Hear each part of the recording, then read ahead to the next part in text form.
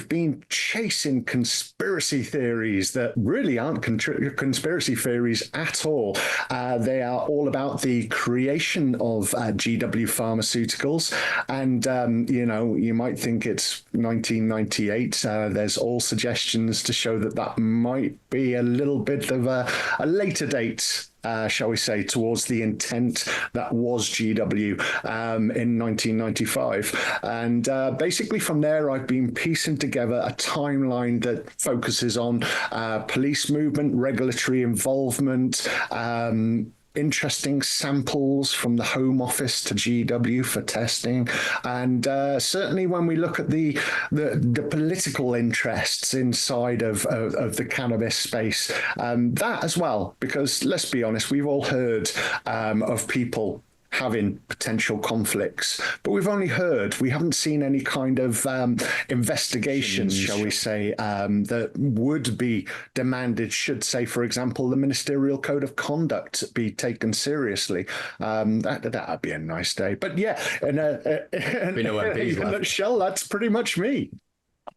Excellent. Very concise. And yeah, definitely there would be no MPs left if they actually followed their own policies and guidelines, because I think entirely the House is institutionally corrupt now at this point. I referenced and deliberately obviously put it in the bio of GW's worst nightmare, in that you are one of, the only person that I can think of, especially at the level of consistency and continuity that you are, trying to dig up and understand, like you said, the formation, the order in which these events occurred, who was involved, and how it led to today.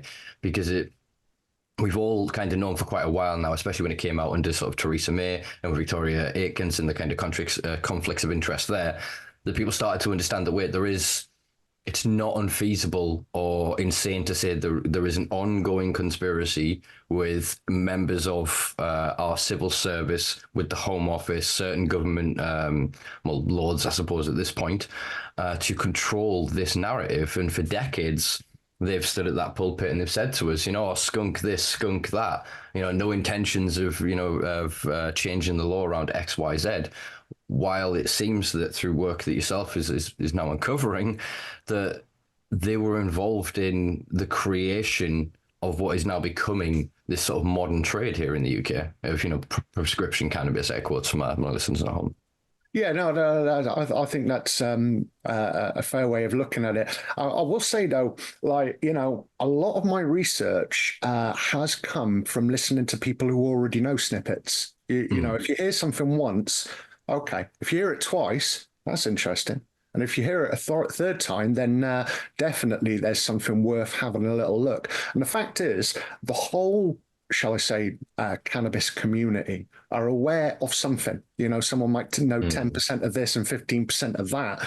And I think, interestingly, collectively, we've all kind of got the pieces there. There's definitely some agreement there. That agreement definitely benefits GW Pharmaceuticals. They have definitely been at the hand of developing policy, and that policy has been allowed by politicians who no doubt have questions to ask. I'll say no doubt questions to ask, because let's be honest, if Theresa May or Victoria Aikens or any of the others that I have kind of indicated in this equation have not got any, kind of conflicts as defined by law, then fair enough.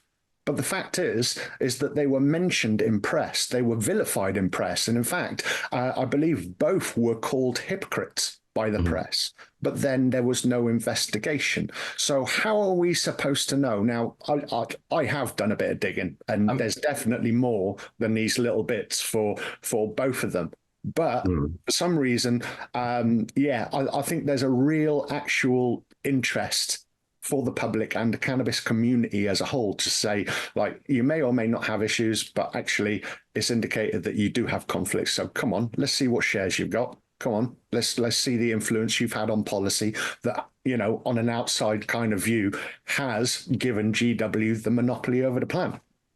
100%, man, 100%. I mean, the Aikens thing was disgusting, that she just publicly recused herself from involvement at a key time of policy.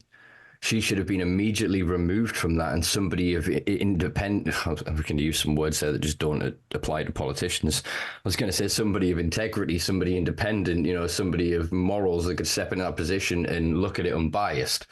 But as we were alluding to, for effectively what's now coming up to 30 years potentially, the institutions that have been tasked with looking at this, I mean, I'm going to say this, I'm not saying that you've said this or uncovered this, but I personally feel, to put my little tinfoil hat on, that the ACMD is captured by a similar sort of mechanism, that for all they have said certain things and put forward certain other things, that because of regulators ending up in different positions and the movement of certain people, it seems that over this 30-year period, a consensus, as you say, was formed.